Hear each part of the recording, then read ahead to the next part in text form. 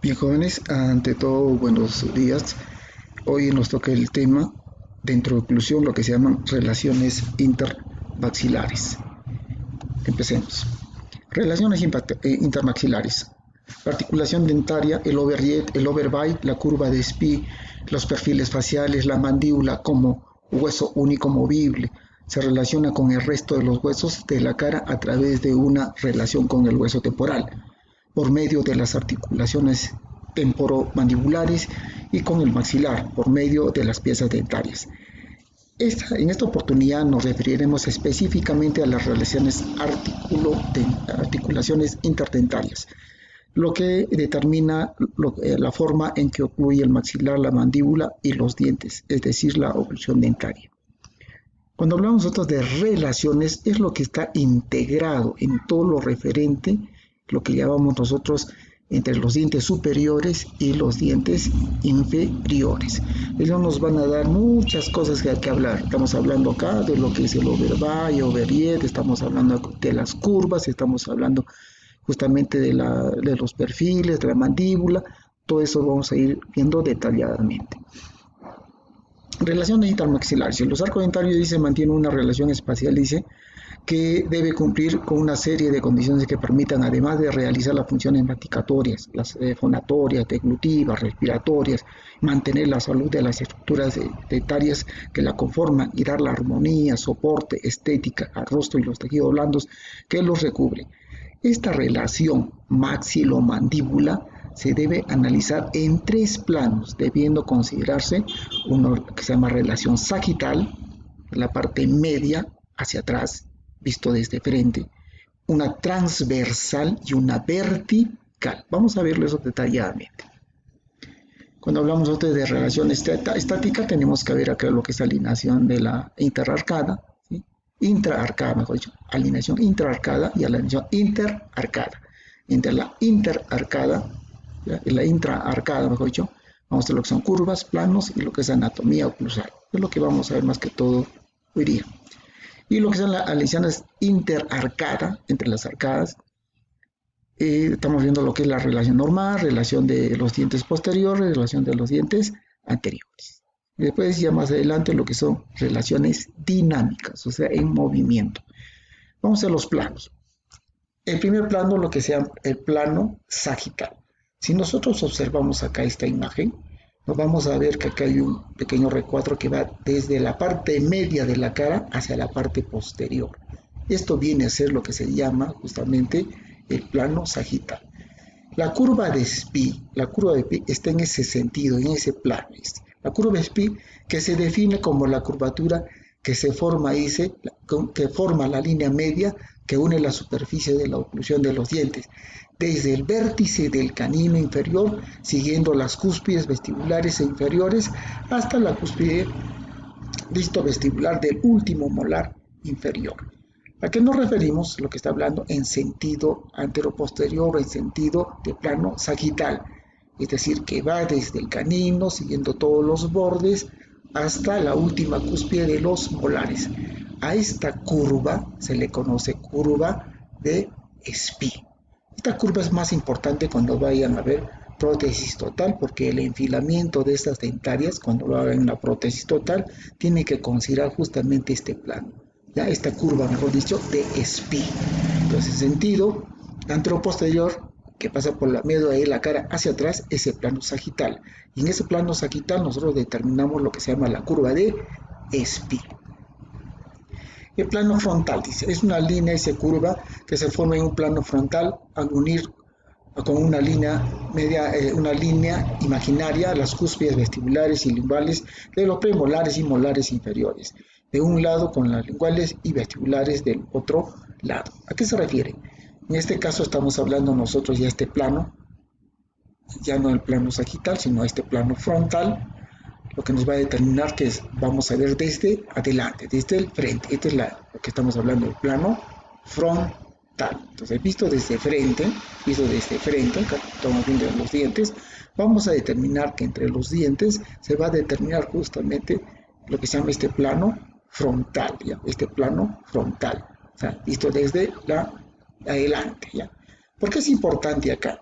Este plano es importante que acá lo que vamos a determinar son justamente lo que se llama la curva de Wilson. Esta es la famosa curva de Wilson. ¿Qué quiere decir esto? Cuando hemos estado hablando en el tema anterior, estamos diciendo que los molares y premolares superiores miran hacia abajo y hacia afuera, ¿sí? Tanto los del lado derecho y los del lado izquierdo. Por eso forman en la parte superior una similitud de cóncava. Y en las inferiores miran hacia adentro, ¿sí? Y hacia arriba, y viene a ser convexo. Entonces, esto nos va a determinar justamente en este plano frontal lo que se llama la curva de Wilson, siguiendo justamente las cúspides, ¿no? Tanto las vestibulares, las linguales, y con las del lado opuesto, igualmente con las linguales y las vestibulares, determinando una curva, lo que se llama la curva de Wilson, en el sentido frontal. Otro plano, lo que estamos hablando, lo que es el plano oclusal, lo que está acá de moradito.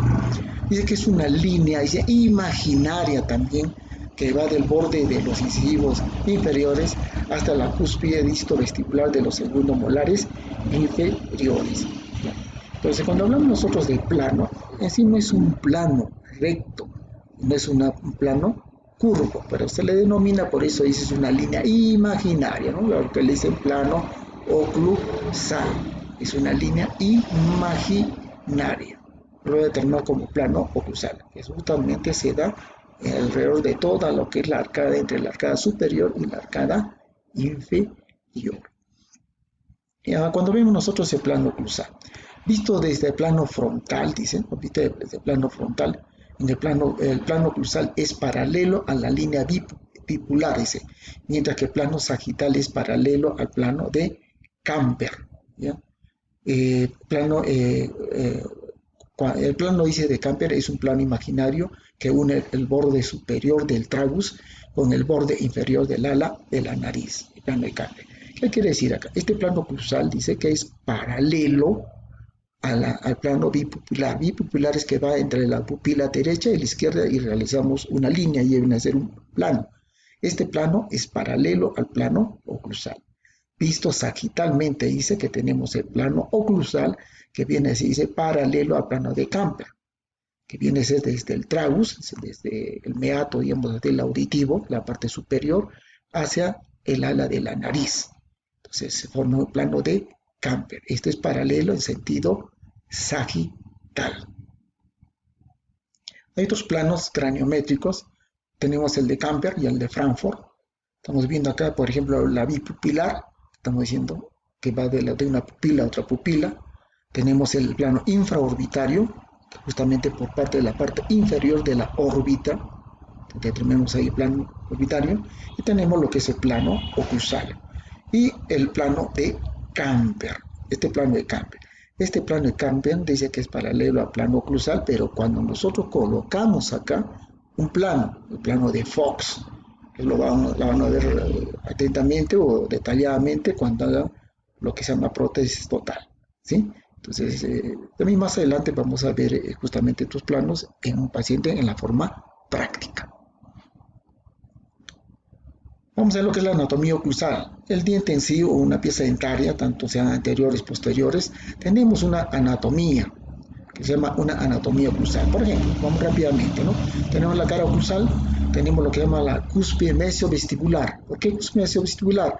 Porque está hacia vestibular, de la cara vestibular, la cara mesial, la cara palatina y la cara distal. Entonces, estamos viendo que esta cúspide es una cúspide mesiovestibular. Igualmente tenemos acá otra cúspide, la que se llama la mesiopalatina, la distopalatina y la distovestibular, ¿no? Son las cúspides. Tenemos también, acá, disculpen, tenemos acá lo que es una fosa, la fosa central. También hay fosas secundarias, ¿sí? También tenemos lo que se llama el reborde marginal. Tenemos también los surcos secundarios. Entonces, cuando nace de una fosa principal, esto estamos diciendo también que viene a ser un surco principal, ¿ya? Lo que vemos acá, por ejemplo, surco principal, ¿correcto? Tenemos también un surco que viene a ser palatino, tenemos una cúspide esta palatina, tenemos otro reborde, pero este es un reborde marginal distal. Esto se va a ir viendo en cada uno de los dientes. Y esto lo van a ver detalladamente también y en la parte práctica cuando vayan a ver anatomía bucal.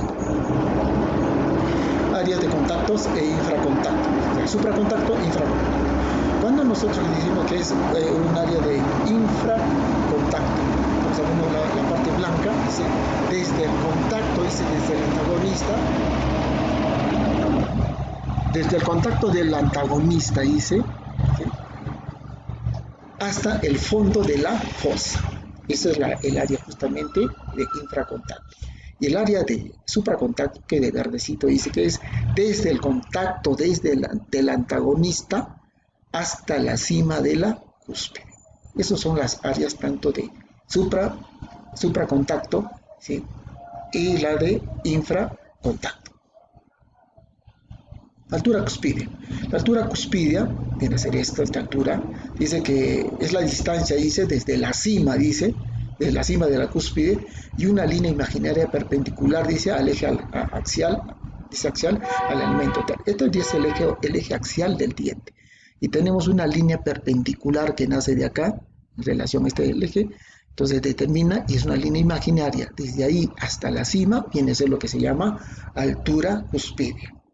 Igualmente, hay una línea, una tangente, dice que pasa justamente, esta tangente se da justamente desde la cima de la cúspide al ángulo justamente este eje axial, con una línea imaginaria, va a determinarnos acá lo que se llama el ángulo cuspideo, ¿correcto? Las cúspides, dice, de soporte y cúspides guía. ¿A qué se refiere esto de cúspide soporte y cúspides de guía? Cuando hablamos nosotros de cúspide soporte, estamos hablando de cúspide soporte, tanto en los dientes superiores vienen a ser las cúspides palatinas y en las inferiores las cúspides vestibulares. Con otro nombre todavía se le conoce a estas cúspides soporte como cúspides de trabajo, ¿ya? Cúspide de trabajo. Y las cúspides guías en este caso, ¿no? En el superior, o sea, en el superior, ¿no? Vamos a ver que podemos hacer las vestibulares. Acá hay un error, creo que sí, un error. En las vestibulares, como estamos diciendo, ¿no? Las cúspides de trabajo en las superiores son las palatinas. Ay, perdón. Las son las palatinas. En las inferiores son las vestibulares. Las cúspides guías son al revés, ¿no? Vienen a ser en las inferiores, vienen a ser las linguales, y en las superiores vienen a ser las vestibulares. Bueno, está bien acá. Es lo que estamos viendo, ¿no? Linguales y vienen a ser las vestibulares. Las guías o las de no trabajo. Relaciones de antagonismo. Estamos viendo acá que hay relaciones entre los dientes superiores. No hablemos así que contactan específicamente uno a uno, ¿no? Siempre hay un engranamiento, un engranaje que se va a dar tanto entre los dientes superiores, es decir, que cada diente, cada pieza dentaria contacta con dos de su antagonista, tanto puede ser superior o puede ser el inferior, cualquiera de los dos. Siempre va a hacer contacto con dos de las piezas, ¿ya? Con dos antagonistas. Vamos a ver más acá. Estamos viendo acá, por ejemplo, cuando hablemos de una cresta marginal, esta superior va a hacer justamente contacto con la cresta marginal, o sea, tanto con un lado del diente, en este caso premolar y el molar, ¿correcto? Acá también estamos viendo, tanto visto desde vestibular, hay un engranaje. Hay una cúspide espacio interproximal, es justamente es una de las cúspides, como estamos viendo acá, que viene a hacer contacto con esta parte, ¿no? Que este es el espacio. Es decir, estamos viendo que se va a producir justamente con un espacio, en este caso tanto vestibular y el lado lingual o palatino, siendo superior o siendo inferior. Se da ese engranaje. Cuando hablamos nosotros de relación molar, la relación molar tenemos una clase 1. Esta clase 1, ¿qué nos dice? Que esta cúspide, la mesio vestibular, está en relación con el surco vestibular del primer molar. A esto se le llama llave de Angle o clase molar 1. Clase molar 1. Esto es lo normal. Esto es lo normal que se debe dar. Estamos viendo acá esa relación, justamente, y estamos viendo acá que es una fase casi normal. No es ni es cóncava ni es convexa, no se da eso, Entonces, podemos decir, esto es casi lo normal que se debe dar. Hay patologías en